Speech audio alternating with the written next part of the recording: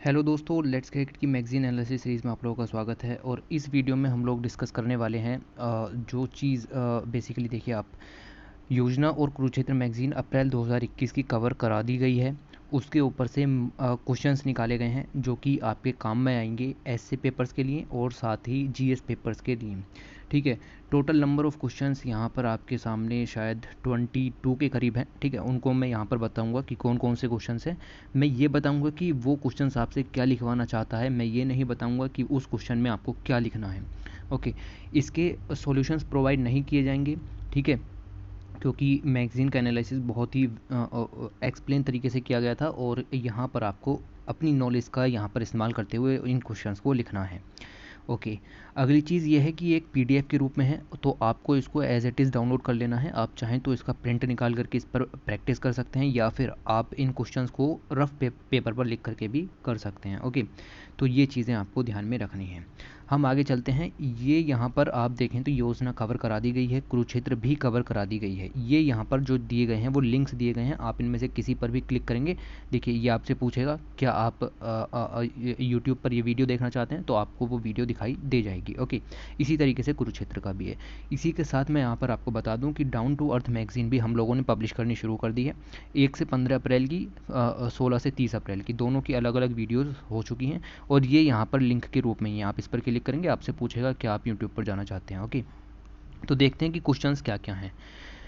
Okay, देखिए सबसे पहला क्वेश्चन ये है, आपसे पूछ रहा है कि assured availability of water is the need for time of human development. अब इतना जो सेंटेंस है ये आपका ऐसे पेपर में आ सकता है। ऐसे पेपर में सेंटेंस छोटा लिखा हुआ आता है लेकिन आपको उसको लिखना बहुत बड़े वर्डों में होता है, तो ये इतना भी आपको आ सकता है। और जीएस पेपर के हिसाब से आगे आपसे आगे भी पूछा जा सकता है। In the light of sustainable development goal number 6, justify the statement with recent measures taken by the government of India. पानी की सुनिश्चित उपलब्धता मानव विकास के लिए बहुत ही आवश्यकता, मतलब सबसे ज़्यादा आवश्यकता है कि पानी की उपलब्धता कराई जाए। सस्टेनेबल डेवलपमेंट गोल 6 के बारे में लिखिए 200 वर्ड में। जनरली मैं यहाँ पर 200 वर्ड में पूछ रहा हूँ। ठीक, तो ये आप अगर देखें तो आप कितने भी वर्ड में यहाँ पर लिख सकते हैं। यहाँ पर कोई लिमिट नहीं है, 200 में लिखिए, 150 में लिखिए, जितने में लिखा जा रहा है उतने में आप यहाँ पर लिख सकते हैं, क्योंकि एक प्रैक्टिस के हिसाब से है। इसकी पीडीएफ टेलीग्राम चैनल पर मिलेगी। ठीक है, इस चीज़ को भी याद रखना। इसकी जो पीडीएफ ये वाली जो मैं आपको यहाँ पर बता रहा हूँ, ये आपको टेलीग्राम चैनल पर मिलेगी, उसका लिंक नीचे दिया गया है। उसके बाद दूसरे अगर हम क्वेश्चन की तरफ चलें तो आप देख सकते हैं, क्योंकि मैगज़ीन पूरी की पूरी वाटर के बारे में थी, जल जीवन मिशन और बहुत सारी योजनाओं के बारे में, तो क्वेश्चन भी वहीं से ही निकलेंगे। आपको विज़न बताना है जल जीवन मिशन का, याद रखिए विज़न बताना है, एम नहीं बताना, ना ही ऑब्जेक्टिव बताना है। How it will help to focus on service delivery rather than infrastructure creation. Infrastructure creation की बजाय ये किस तरीके से सर्विस डिलीवरी में मदद करेगा, उसके ऊपर आपको यहाँ पर लिखना है। लिखिए, सोचिए थोड़ा सा कि क्या पढ़ा था। ठीक है, दूसरी चीज़ यहाँ पर की जाती है कि जल जीवन मिशन को कहा जा रहा है कि एक एंड टू एंड अप्रोच है, मतलब इसको कहा जाता है एवरीवन्स बिजनेस है। क्या मीनिंग है इस स्टेटमेंट का, आपको लिखना है। 200 वर्ड में लिख सकते हैं, लिखिए। 100 में लिख पा रहे हैं 100 में लिखिए, यहाँ कोई बाउंडेशन नहीं है। ओके, अगले क्वेश्चन की तरफ चलें तो यहाँ पर आपको बताना है कि नमामि गंगे प्रोग्राम शुरू किया गया था 2014-15 में। आपको बताना है कि इसके कंपोनेंट क्या हैं। इसके 4 कंपोनेंट हैं, याद रखना। नमामि गंगे प्रोग्राम के 4 कंपोनेंट हैं, अविरल गंगा टाइप के। ठीक है, तो वो मैंने मैगजीन में कवर कराए थे, आपको लिखने हैं यहाँ पर। ओके, उनके बारे में एक एक लाइन लिखिए। ठीक है, लिमिट का ध्यान रखते हुए, और साथ ही आपको लिखना है कि किस तरीके से ये गवर्नेंस को इम्प्रूव करने में मदद करेगा और एम्पावर करेगा इंस्टीट्यूशंस को। तो कोशिश कीजिए जितना हो सकता है। उसके बाद यहाँ पर देखिए, ये अटल बिहारी वाजपेयी जी ने बात कही थी कि तीव्रता से गहरे हो रहे जल संकट से लड़ने के लिए हमारे पास एकजुट होने के अलावा कोई विकल्प नहीं है। इसके ऊपर आपको कमेंट करना है, सेंटेंस के ऊपर लिखने की कोशिश कीजिए। मैंने ज़्यादा वर्ड में नहीं पूछा है, सिर्फ 150 वर्ड में ये पूछा गया है। ओके, लिखिएगा। क्वेश्चन नंबर 6 की तरफ चलें तो जल जीवन मिशन। जल जीवन मिशन के अंदर एक कमेटी बनाई गई है, village water and sanitation committee, इसको पानी समिति भी कहते हैं। आपको उसका रोल डिस्कस करना है कि वो किस तरीके से हेल्प करेगा in planning, mobilising, engaging community जल जीवन मिशन के अंदर। ओके, तो उसके ऊपर आप लिखिए 200 वर्ड में, कोशिश कीजिए जितना हो सकता है। फिर एक अभी अभी शुरू की गई है अटल भूजल योजना, आपको बताना है कि उसके अंदर कौन कौन से की फीचर्स हैं। याद रखना, की फीचर्स आपको यहाँ पर बताने हैं और किस तरीके से ये यहाँ पर हेल्प करेगा। आप देखें, community lead sustainable ground water management, इसको कहते हैं नेतृत्व वाले स्थायी भूजल प्रबंधन को कैसे प्रदर्शित करेगी। ठीक है, इसको यहाँ पर आपको लिखना है, 200 वर्ड, ज़्यादा नहीं है। उसके बाद आपको लिखना है कि स्वच्छ भारत मिशन फेज़ 2 की क्या ज़रूरत पड़ गई, जबकि हम इंडिया पहले से ही ODF फ्री हो चुका है। इंडिया ODF फ्री हो चुका है स्वच्छ भारत मिशन फेज़ 1 के अंदर, तो फेज़ 2 की क्या ज़रूरत थी। फेज़ 2 के अंदर कौन कौन से मेजर्स यहाँ पर लिए जाएंगे, कौन कौन से भाग जो फेज़ 2 के अंदर हैं वो कवर किए जाएंगे, उनको भी आपको लिखना है। प्रत्येक के बारे में 100 वर्ड में लिखना है। ODF प्लस इसके बारे में 100 वर्ड में कुछ लिखिए, ठीक है, टू द पॉइंट लिखिएगा। विजुअली क्लीन विलेज क्या होता है, इसके बारे में 100 वर्ड में आपको लिखना है। ओके, लिखिएगा, ट्राई कीजिए। फिर मैं यहाँ पर आपसे पूछ रहा हूँ कि पंचायती राज इंस्टीट्यूशन का रोल आपको बताना है स्वच्छ भारत मिशन ग्रामीण को इम्प्लीमेंट करने में, ठीक। उसके साथ ही आपको बताना है कि पंचायती राज इंस्टीट्यूशंस की हेल्प 15th फाइनेंस कमीशन किस तरीके से करेगा उसके गोल्स को अचीव करने में। स्वच्छ भारत मिशन ग्रामीण की गोल्स को अचीव करने में 15th फाइनेंस कमीशन पंचायती राज इंस्टीट्यूशंस की हेल्प किस तरीके से करेगा। बहुत ही इंपॉर्टेंट क्वेश्चन है, याद रखिए, 200 वर्ड में आपको ट्राई करना है। ओके, इसके बाद चलते हैं हम अगले क्वेश्चन की तरफ और देखते हैं कि क्या चीज़ें पूछी गई। जल शक्ति अभियान के आपको बताना है कि कौन कौन से इंटरवेंशन एरिया हैं। जल शक्ति अभियान अलग चीज़ है, जल जीवन मिशन अलग चीज़ है, इसके इंटरवेंशन एरिया बताने हैं और किस तरीके से जो वाटर स्ट्रेस्ड एरियाज़ हैं उनको किस तरीके से वाटर सिक्योर एरियाज़ में कन्वर्ट कर देगा। इसके ऊपर आपको रियल एग्जाम्पल लिखना है। हमने एक ही एग्जाम्पल वहाँ पर देखा था और वो काफ़ी डिटेल में करवाया गया था, ठीक है, तो उसको यहाँ पर आप लिखने की कोशिश कीजिएगा। ये आपको अगले क्वेश्चन में देखना है कि गुजरात की एक केस स्टडी इस बार आई थी और उसके ऊपर आपको लिखना है कि कौन कौन से मीजर्स गुजरात ने ऐसे अपनाए कि वो एक वाटर सिक्योर स्टेट हो गया, वाटर स्ट्रेस्ड स्टेट है। वहाँ पर पानी बिल्कुल भी नहीं था, इस समय वहाँ पर पानी की अवेलेबिलिटी है। तो ये लिखना है कि कौन कौन से मीजर्स उसने लिए थे, डिटेल में देखे थे, आप कीजिएगा।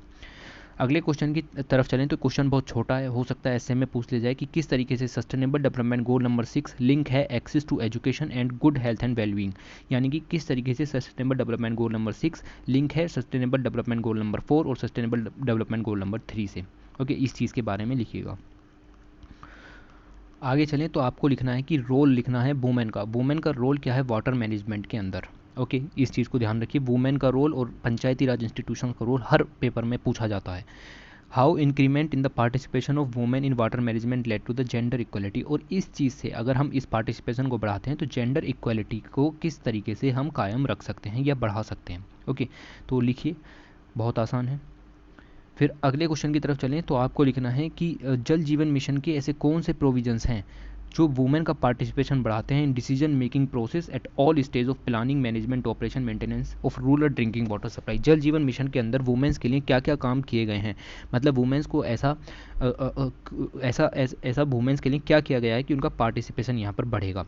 तो 5-6 पॉइंट यहाँ पर थे, उन्हीं को ही लिख देंगे जितने वर्ड्स में भी हो रहा है, ठीक। ऐसा नहीं कि क्वेश्चन सेम टू सेम ऐसा ही आ जाएगा, हो सकता है कि क्वेश्चन किसी और तरीके से आए।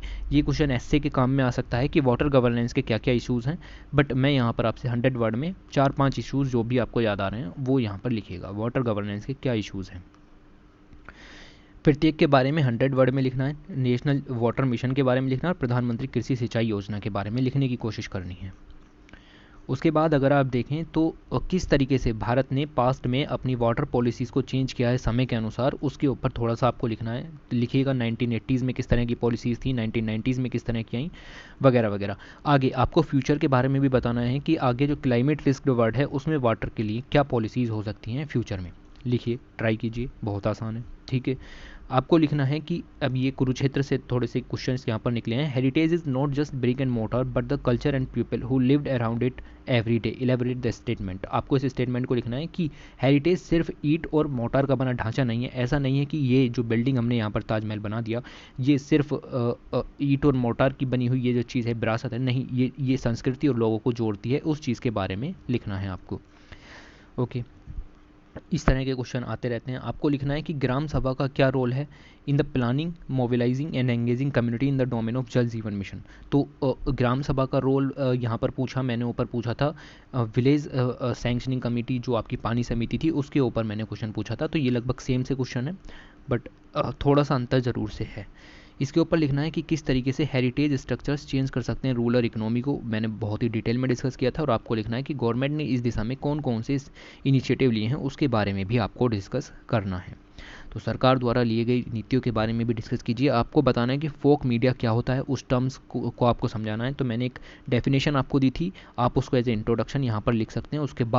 उसके बाद आप लिख सकते हैं इसके करेक्टरिस्टिक्स क्या होते हैं। 3 करेक्टरिस्टिक्स दिए हुए थे, 2 याद आ रहे हैं, 2 लिखिए, ठीक है। और इसके बेनिफिट्स भी आपको लिखने हैं। तो बेनिफिट्स मैंने कई सारे गिनाए थे आपको कि क्या क्या बेनिफिट्स हो सकते हैं, तो वो आपको लिखने हैं। या ये क्वेश्चन यहाँ पर आपसे कह रहा है वार्ली स्टाइल ऑफ पेंटिंग के बारे में आपको थोड़ा सा डिस्कस करना है, और साथ ही आपको लिखना है कि वार्ली जो स्टाइल पेंटिंग का है, तो ये जिन लोगों के द्वारा परफॉर्म किया जाता है वो पूरी की पूरी अर्बन सिटीज़ से घिरे हुए हैं।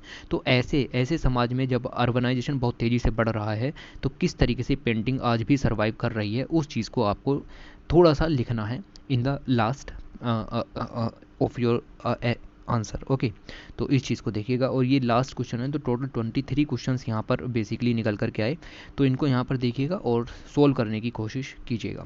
ओके, चलिए, thanks for watching, take care.